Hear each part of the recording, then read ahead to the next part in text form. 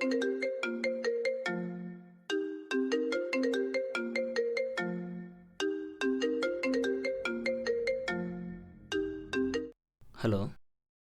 Sir, location reach ಆದ್ರಾ?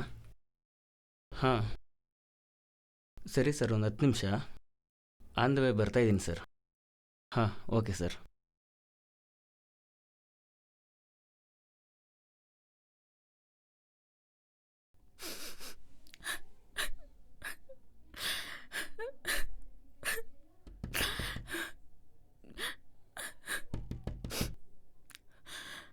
ಏಯ್, ಎಷ್ಟೊತ್ತೆ ready ಆಗೋದು? ಬಾರೆ ಬೇಗ. ಹಾಂ ರೀ, ಬಂದೆ.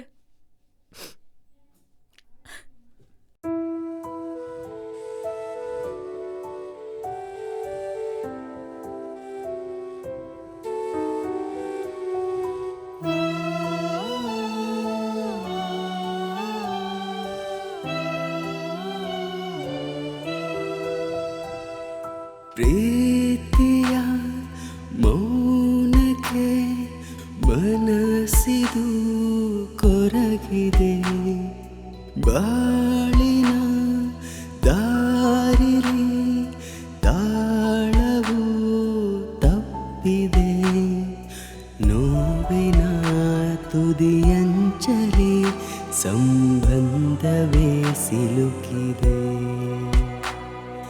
ಕಾಡಲು 2 ಪ್ರಶ್ನೆಗೆ ಇಲ್ಲಿ ನ್ಯಾಯವೂ ಬೇಕಿದೆ. ಪ್ರೀತಿಯ ಮೌನಕ್ಕೆ ಮನಸ್ಸಿದು ಕೊರಗಿದೆ.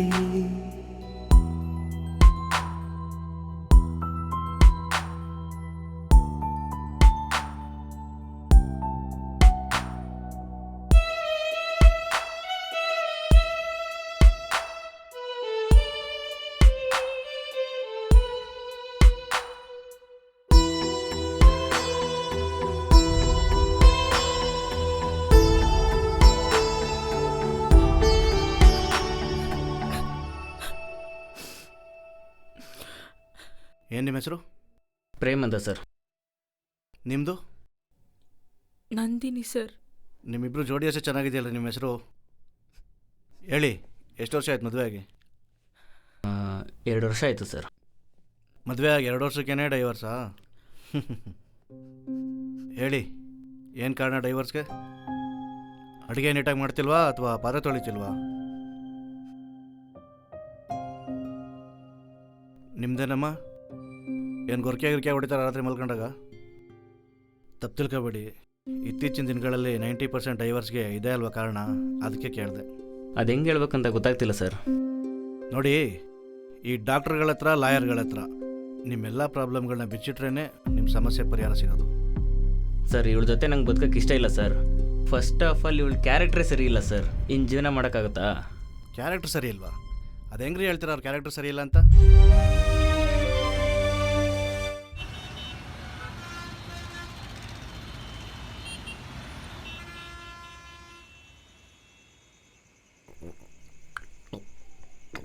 ಮಚ್ಚ, ಮತ್ತೇನು ಸಮಾಚಾರ?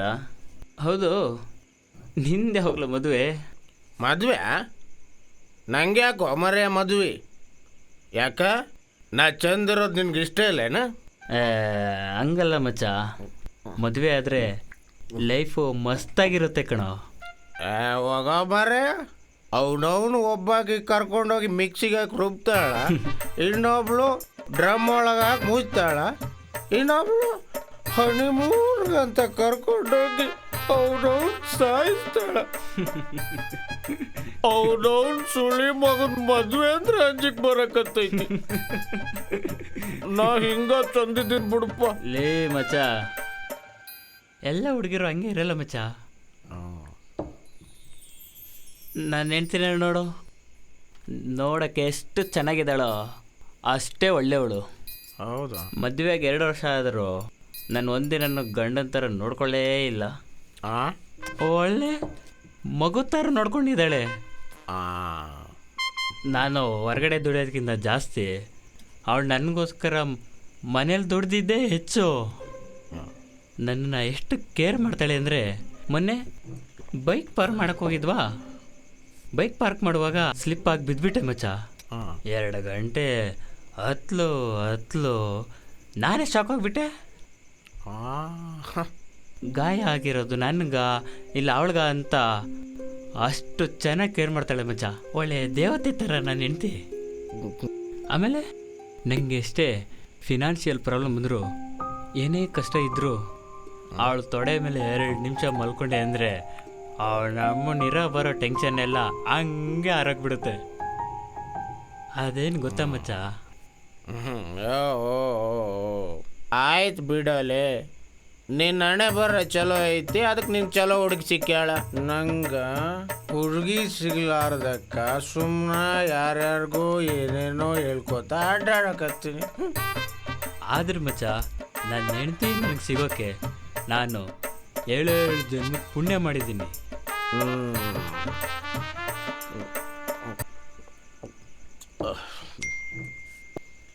ಮಾಮ್ಸ್, ನಿನ್ ಫೋನ್ ಬರಕತ್ತತ್ ನೋಡ್.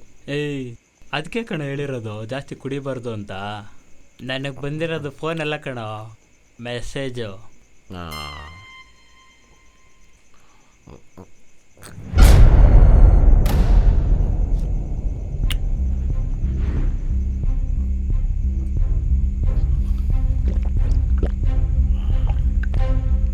ಏ ಮಚ್ಚ, ಏ ದೋಸ್ತ, ಏ ಮಚ್ಚ, ಅವನು ಏನಾಯ್ತು ಮರ ಇವನ್ಗ?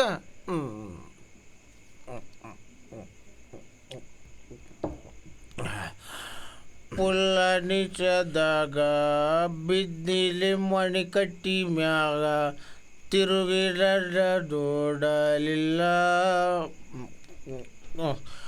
ಅವಡವನು ನಿನ್ನ ಲವ್ ಮಾಡಿ ಅದನ್ನ ಹಾಳ. ಓ, ಇವ್ರು ಬಂದ್ರು ಅನ್ಸುತ್ತೆ. ರೀ ಬಂದೆ. ಯಾಕ್ರಿ ಒಂದೇ ಸಮನೆ ಡೋರ್ ಬಡಿತಾನೆ ಇದ್ದೀರಾ? ಇರ್ರಿ 1 ನಿಮಿಷ. ಯಪ್ಪ, ಇವ್ರಿಗಂತೂ ಸಮಾಧಾನ ಅನ್ನೋದೇ ಇಲ್ಲ.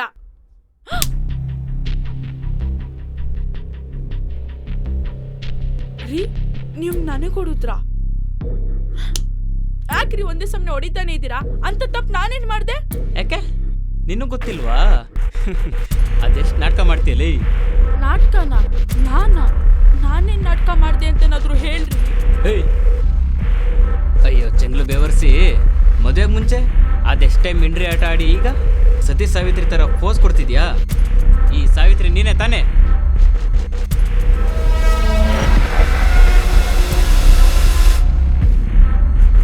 ಇವಾಗ ತಾನೇ ನನ್ನ ಫ್ರೆಂಡ್ ಹತ್ರ ನೀನು ಸಿಗಕ್ಕೆ ಪುಣ್ಯ ಮಾಡಿದೆ ಅಂತ ಹೇಳ್ಕೊಂಡು ಬಂದಲ್ಲೇ. ಆದರೆ ನೀನು ನಿನ್ನ ಜೊತೆ 2 ವರ್ಷ ಸಂಸಾರ ಮಾಡಿರೋದು ನೆನೆಸ್ಕೊಂಡ್ರೆ ಮೈಯೆಲ್ಲ ಉರಿಯುತ್ತೆ. ಕ್ಷಣನೂ ನನ್ನ ಕಣ್ಮುಂದೆ ನಿಂತ್ಕೋಬೇಡ, ತುಳು ಸಾಯ್ಸಾಕ್ಬಿಡ್ತೀನಿ. ಹೋಗೆ ರೀ, ನಾನು ಹೇಳೋದು ಸ್ವಲ್ಪ ಕೇಳ್ರಿ. ಅದು ಹಂಗಲ್ಲ ರೀ, ಅದು ನನ್ನ ಪಾಸ್ಟ್. ಬಟ್ ಇವಾಗ ನಾನು ನಿಮ್ಮ ಜೊತೆ ಚೆನ್ನಾಗಿ ಜೀವನ ಮಾಡ್ತಿದ್ದೀನಲ್ವಾ? ಏಯ್, ಮುಚ್ಚೆ ಬಾಯಿ. ಮಾಡೋದೆಲ್ಲ ಮಾಡಿ ಈಗ ವಾದ ಬೇರೆ ಮಾಡ್ತೀಯಾ? ನಿನ್ನ ಸಾಕು ಸುಮ್ನಿರಿ. ನಾನು ಅವಾಗಿಂದ ನೋಡ್ತಾನೆ ಇದ್ದೀನಿ. ಇಷ್ಟ ಬಂದಂಗೆ ಕೈ ಮಾಡ್ತಿದ್ದೀರಾ, ಇಷ್ಟ ಬಂದಂಗೆ ಮಾತಾಡ್ತಿದ್ದೀರಾ. ಏಕೆ ನಾನಷ್ಟೇ ತಪ್ಪು ಮಾಡಿರೋದಾ? ನೀವೇನು ತಪ್ಪೇ ಮಾಡಿಲ್ವಾ? ನೀವು ಮದ್ವೆಗೆ ಮುಂಚೆ ಒಂದು ಹುಡುಗಿನ ಇಷ್ಟಪಟ್ಟು ಆ ಹುಡುಗಿನ ಯೂಸ್ ಮಾಡ್ಕೊಂಡಿರ್ತಾನೆ. ಆ ವಿಷಯ ಗೊತ್ತಾದ ಮೇಲೂ ನಾನು ನಿಮ್ಮ ಜೊತೆ ಚೆನ್ನಾಗಿ ಜೀವನ ಮಾಡ್ಕೊಂಡೋದೆ ತಾನೆ. ನೀವು ಮಾಡಿ, ಏನು ಕಷ್ಟ? ಏಯ್, ಒಂದು ಹೆಣ್ಣಾಗಿ ಈ ರೀತಿ ಮಾತಾಡೋದಕ್ಕೆ ನಿಂಗೆ ನಾಚಿಕೆ ಆಗಲ್ವೇನೆ? ನಿನ್ನನ್ನೇನೋ ಅನ್ಕೊಂಡಿದ್ನಲ್ಲೇ, ನಿನ್ನ ಮುಖ ನೋಡೋಕ್ಕೂ ಅಸಹ್ಯ ಆಗ್ತಾ ಇದೆ. ಹೋಗೆ.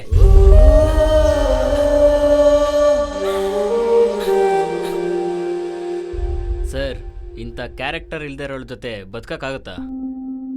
ಇವಳು ಮುಖ ನೋಡಿದ್ರೇನೆ ಅಸಹ್ಯ ಆಗುತ್ತೆ ಸರ್. ಇನ್ನು ಜೀವನ ಮಾಡೋಕ್ಕಾಗುತ್ತಾ? ಮುಚ್ಚೋ ಬಾಯಿ ಸಾಕು. ನಿನ್ ಕ್ಯಾರೆಕ್ಟರ್ ಅಂತ ನಂಗೆ ಗೊತ್ತಿಲ್ವಾ?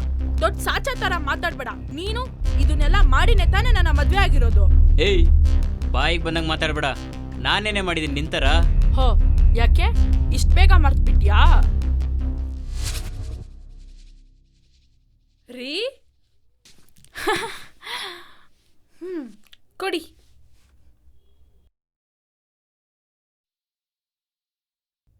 ನೀವು ಡ್ಯಾನ್ಸು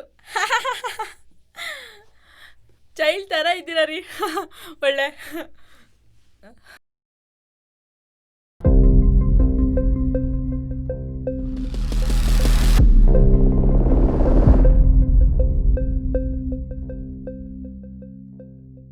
ಏನಕ್ಕೆ ಡೆಲ್ ಅದೇ? ನೋಡು, ಅವಳು ಮುಂಚೆ ಲವ್ ಮಾಡಿದ ಹುಡುಗಿ, ಅವಳಿಗೂ ನನಗೂ ಸೆಟ್ ಆಗಲಿಲ್ಲ, ಸೊ ಬ್ರೇಕಪ್ ಮಾಡಿಕೊಂಡೆ. ನಿನ್ನ ಮದುವೆ ಆದಮೇಲೆ ತುಂಬ ಖುಷಿಯಾಗಿದ್ದೀನಿ. ಅದೇನೋ ಮಿಸ್ ಆಗೊಂದು ಫೋಟೋ ಉಳ್ಕೊಂಡಿದೆ, ಅದೆಲ್ಲ ಬ್ಯಾಡ್ ಪಾಸ್ಟ್ ಅಷ್ಟೇ. ಬಿಡು, ಅದನ್ನೆಲ್ಲ ಮನ್ಸಿಗೆ ಹಚ್ಕೋಬೇಡ ನೀನು. ಸರಿ.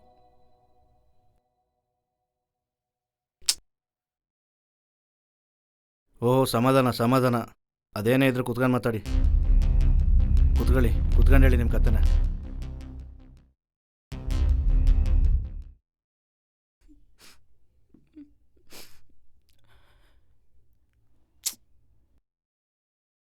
ನೋಡೆ, ಆವಾಗಲೇ ಹೇಳಿದೆ ತಾನೆ ಅದನ್ನೆಲ್ಲ ಮನ್ಸಿಗೆ ಹಚ್ಕೋಬೇಡ ಅಂತ. ಅದನ್ನೇ ಬಿಟ್ಟಾಕು.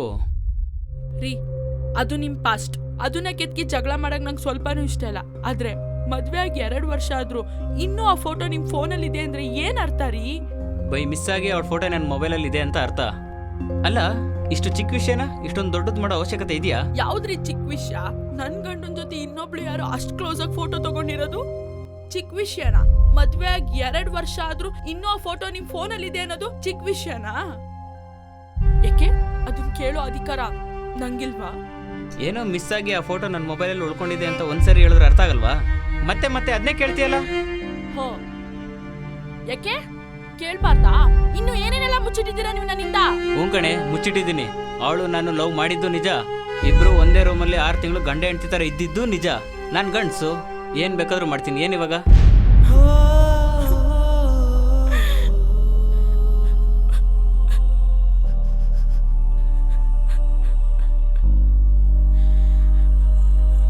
ನಾನು ಲವ್ ಮಾಡಿದ್ದು ನಿಜ, ಅವಳ ಜೊತೆ ಗಿದ್ದಿದ್ದು ನಿಜ.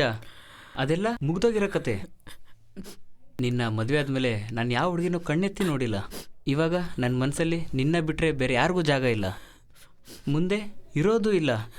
ಯಾವತ್ತೂ ಆಗಿರೋ ಘಟನೆಗೆ ಇವತ್ತು ನಿಮ್ಮದೇ ಹಾಳು ಮಾಡ್ಕೋಬೇಡ. ನಿಜ, ಅವಳ ಫೋಟೋ ನನ್ನ ಮೊಬೈಲಲ್ಲಿ ಇಟ್ಕೊಂಡಿರೋದು ತಪ್ಪೆ. ಅದು ಯಾವ ಹೆಣ್ಣಿಗಾದರೂ ಕೋಪ ಬರುತ್ತೆ. ಬೇಕಿದ್ರೆ ಕಾಲು ಬೇಕಾದ್ರೂ ಹಿಡಿತೀನಿ. ರೀ, ಏನ್ರಿ ಇದು ಕಾಲೆಲ್ಲ ಹಿಡ್ಕೊಂಡು? ನಿಮ್ಮ ಪಾಸ್ಟ್ ಏನಾದರೂ ಆಗಿರಲಿ, ಫ್ಯೂಚರಲ್ಲಿ ನಾವಿಬ್ರು ತುಂಬ ಚೆನ್ನಾಗಿರ್ಬೇಕು ರೀ. ನೀವೆಲ್ಲಿ ಈಗಲೂ ತಪ್ಪು ಮಾಡ್ತಿದ್ದೀರಾ ಅಂದ್ಕೊಂಡು ನಾನು ಸ್ವಲ್ಪ ಓವರಾಗಿ ರಿಯಾಕ್ಟ್ ಮಾಡಿಬಿಟ್ಟೆ. ನಾನು ಸಾರಿ ರೀ. ನೋಡೆ, ನಿನ್ನಂತ ಹೆಂಡತಿ ಸಿಗೋಕ್ಕೆ 7 ಜನ್ಮದ ಪುಣ್ಯ ಮಾಡಿದ್ದೀನಿ. ಕ್ಷಮಿಸೆ.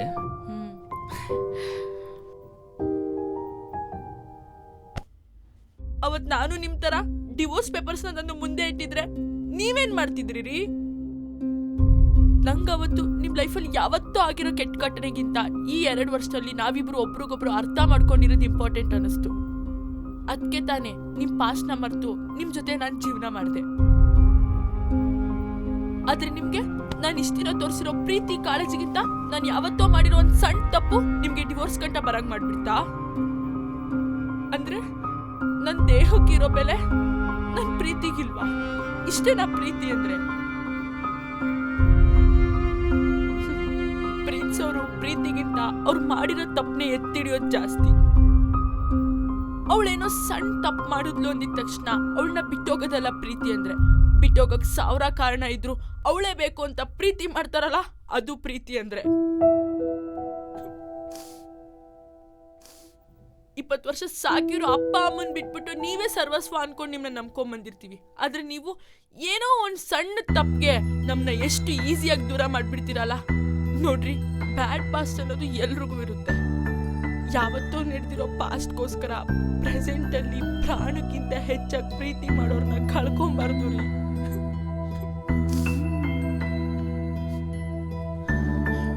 ನೋಡ್ರಿ, ನೀವು ತಪ್ಪು ಮಾಡಿದ್ದೀರಾ, ನಾನು ತಪ್ಪು ಮಾಡಿದ್ದೀನಿ. ಆದ್ರೆ ಇಷ್ಟಕ್ಕೂ ನಾನು ಆ ಹುಡುಗನ್ ಜಸ್ಟ್ ಲವ್ ಮಾಡಿದೆ ಅಷ್ಟೇ. ಆದ್ರೆ ನೀವು ಸರಿ, ಅದನ್ನೆಲ್ಲ ಬಿಡಿ. ಇವಾಗ್ಲೂ ನಾವು ಚೆನ್ನಾಗಿ ಜೀವನ ಮಾಡೋಣ ಅಂದ್ರೆ ನಾನು ನಿಮ್ಮ ಜೊತೆ ಜೀವನ ಮಾಡಕ್ಕೆ ರೆಡಿ. ಇಲ್ಲ ಅಂದ್ರೆ ನಾನು ಡಿವೋರ್ಸ್ ಪೇಪರ್ ಮೇಲೆ ಸೈನ್ ಮಾಡೋಕ್ಕೂ ರೆಡಿ. ಸರ್, ಪೇಪರ್ಸ್ ಕೊಡಿ. ಹೀಗೆ ಹೇಳ್ತಾ ಇದ್ದೀನಿ ಅಂತ ತಪ್ಪು ತಿಳ್ಕೊಬೇಡ. ಒಬ್ಬ ಲಾಯರ್ ಆಗಲ್ಲ, ಒಬ್ಬ ಫ್ರೆಂಡಾಗಿ ಹೇಳ್ತಾ ಇದ್ದೀನಿ. ಜೊತೆಲಿರೋವರೆಗೂ ಯಾವುದ್ರ ಬೆಲೆನೂ ನಮ್ಗೆ ಗೊತ್ತಾಗಲ್ಲ. ಕಳೆದೋಗಿರೋರ ಬೆಲೆ ಏನು ಅಂತ ಕಳ್ಕೊಂಡವ್ರಿಗೆ ಮಾತ್ರ ಗೊತ್ತು. ಈ ಮನುಷ್ಯನ ಬುದ್ಧಿನೇ ಅಷ್ಟು ಬಿಡು. ಜೊತೆಲಿರೋವಾಗ ಉಳಿಸ್ಕೊಳಲ್ಲ, ಬಿಟ್ಟಾದ್ಮೇಲೆ ಅದೇ ಬೇಕು ಅಂತ. ಮಾತು ಹೇಳ್ತೀನಿ ತಿಳ್ಕೊ, ಕಳೆದೋಗಿರೋ ವಸ್ತು ಥರ ಇನ್ನೊಂದು ವಸ್ತು ಸಿಗ್ಬೋದು, ಆದರೆ ವ್ಯಕ್ತಿ ನಾನು ಹೇಳೋದು ಹೇಳಿದ್ದೀನಿ. ಇದ್ರ ಮೇಲೆ ನಿಮ್ಮಿಷ್ಟ.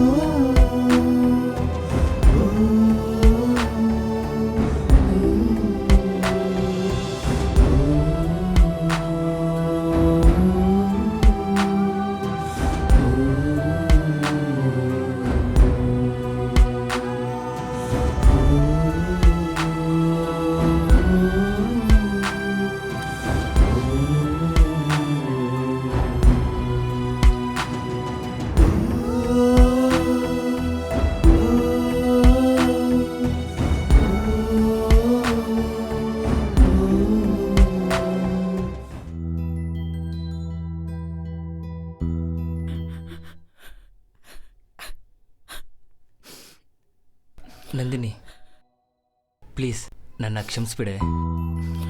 ನಂಗೆ ಗೊತ್ತಾಗಿದೆ ತಪ್ಪು ಮಾಡಿದ್ದೀನಿ ಅಂತ. ಯಾವತ್ತೂ ಆಗಿರೋ ಪಾಸ್ಟ್ಗಿಂತ ಪ್ರೆಸೆಂಟ್ ಮತ್ತು ಫ್ಯೂಚರೇ ಇಂಪಾರ್ಟೆಂಟು. ಪ್ಲೀಸ್ ಕಣೆ, ಸೈನ್ ಮಾಡಬೇಡ.